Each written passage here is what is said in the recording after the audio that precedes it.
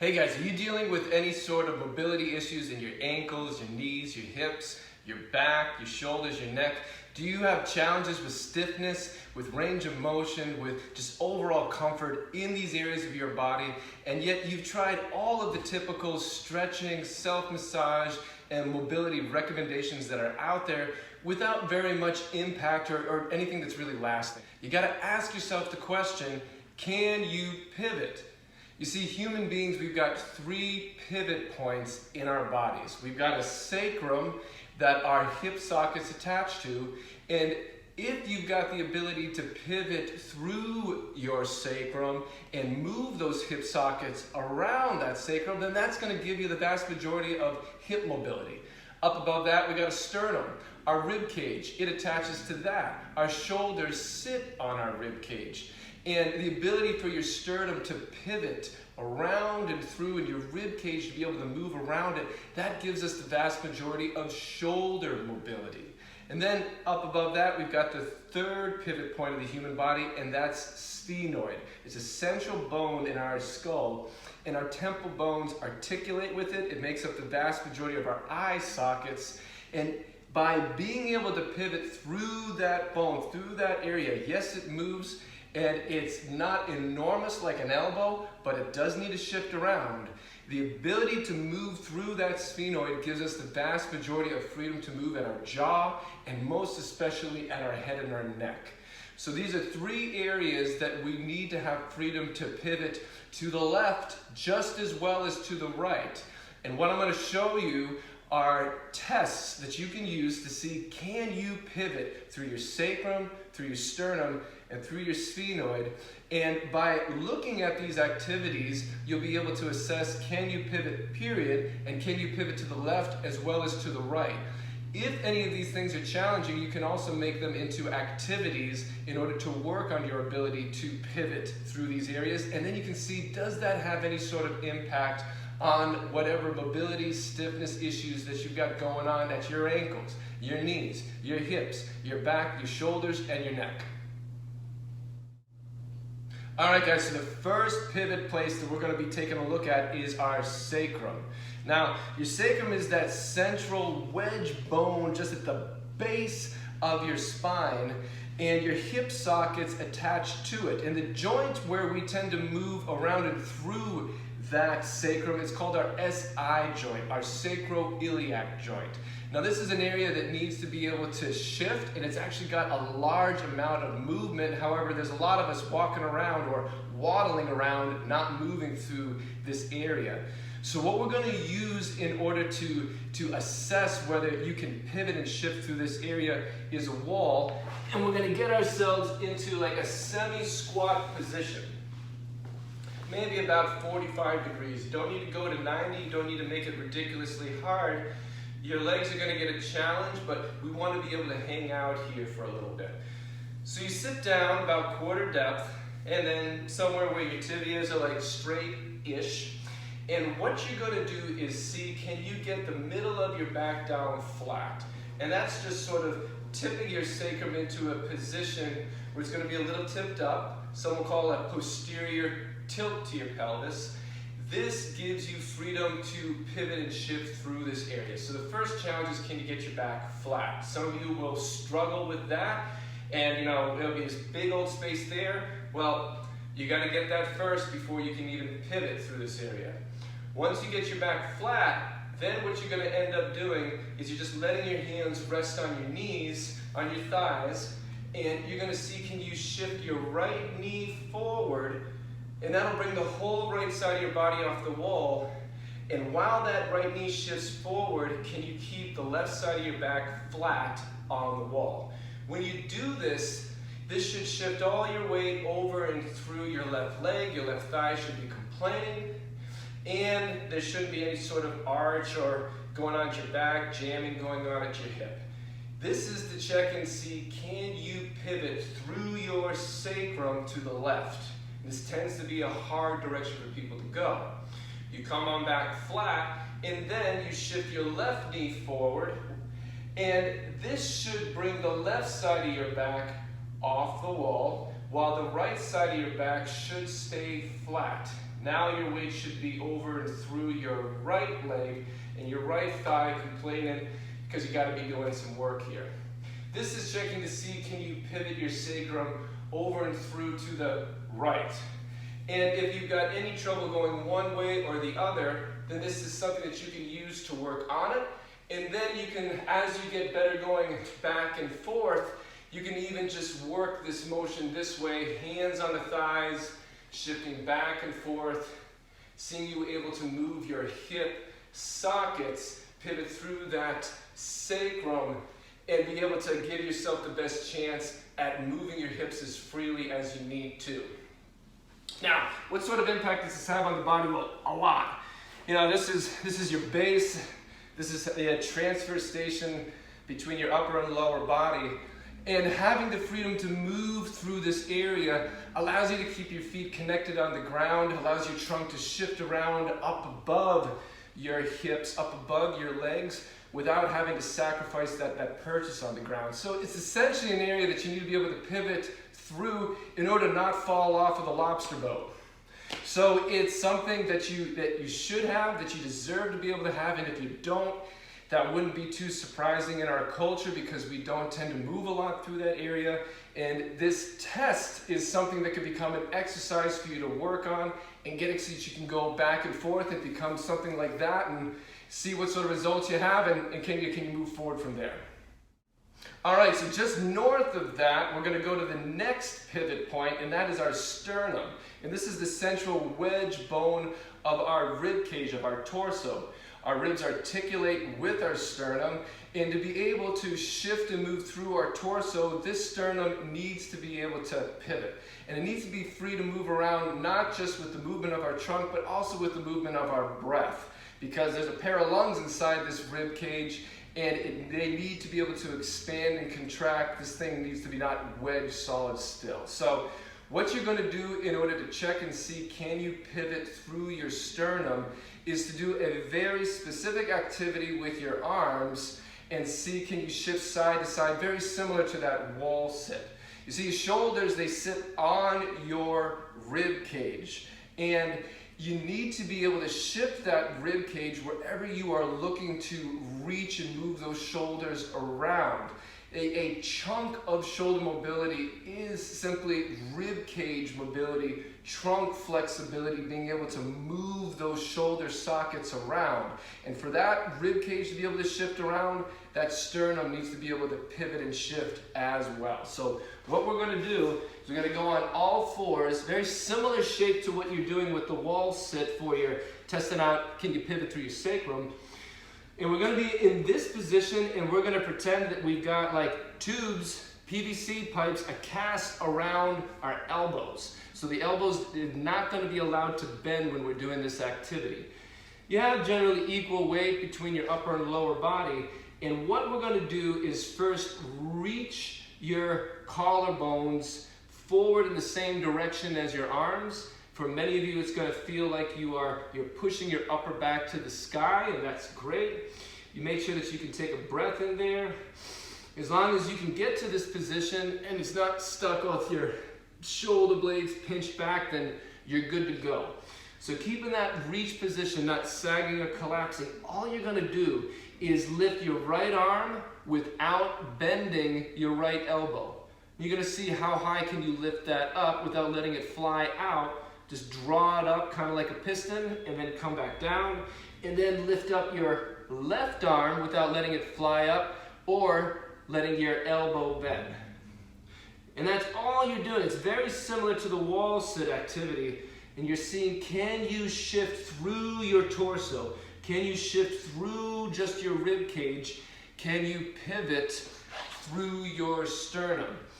And so we're doing it this way because it's a very objective thing for you to observe and to be able to work on, very similar to the wall. You should be able to lift it up several inches up off of the ground, and as you get there, it shouldn't be painful, and you should be able to breathe. That rib cage should be able to expand and contract. If you can't breathe when you're doing this, you're not going to be able to use it in your daily life. And so you may find that it's hard to shift one way versus the other. That wouldn't be weird. And as long as it's not painful, then you work on it by maybe holding it, trying to get some breaths in and out. You feel like it's tight and you're stretching stuff. You are. And then, just like with the wall, as it gets easier and possible, then the activity becomes pivoting back and forth, back and forth.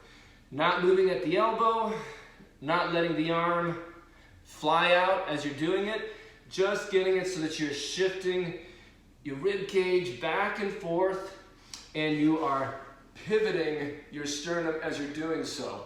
And as this improves, then you can see, does it have any sort of positive impact on your shoulder mobility, on your neck mobility? If getting this area to move around, does that give you more freedom to move your shoulders? And is your neck taxed less?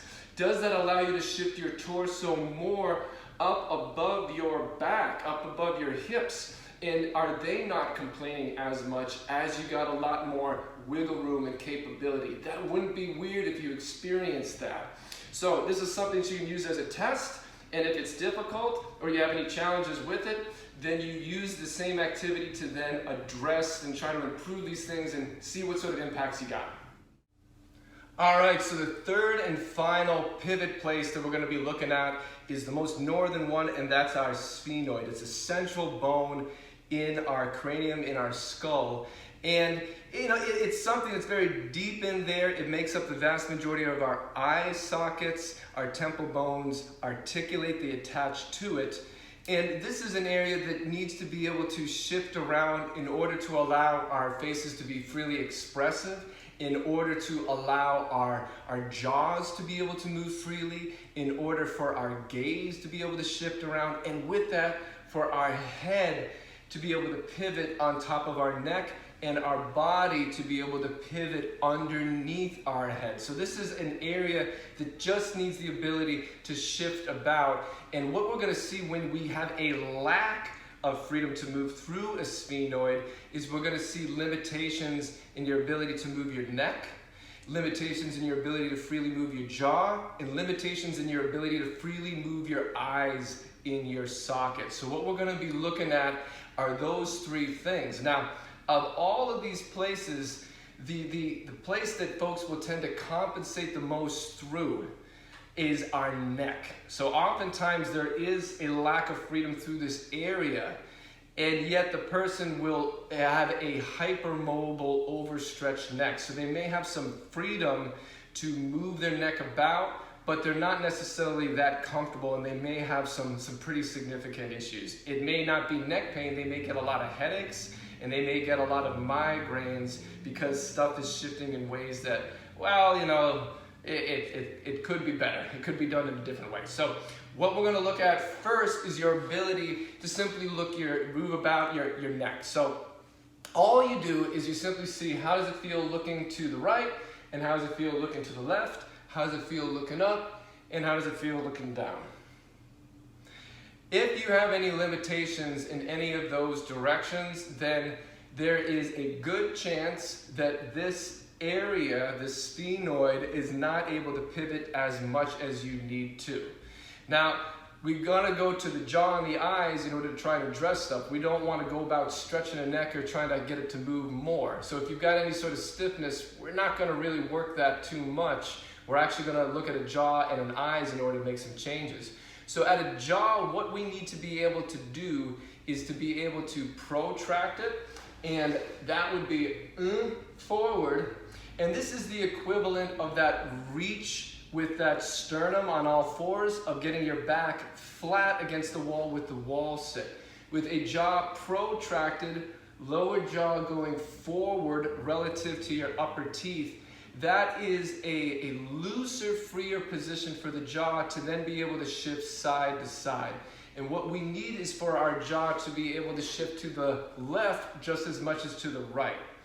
Now, there are ways that you can be objective with this, and one thing that you can end up doing is putting a tongue depressor in between your teeth, and if you can get it to flip up, then the jaw goes forward enough. You want to be able to turn that tongue depressor up in order to guarantee that that's going forward. You can also just feel with your finger whether that happens or not. You can also gaze in a mirror when doing this. The next movement is side to side, and that is you hold your jaw forward, and can you shift your jaw to the left as far as you can to the right.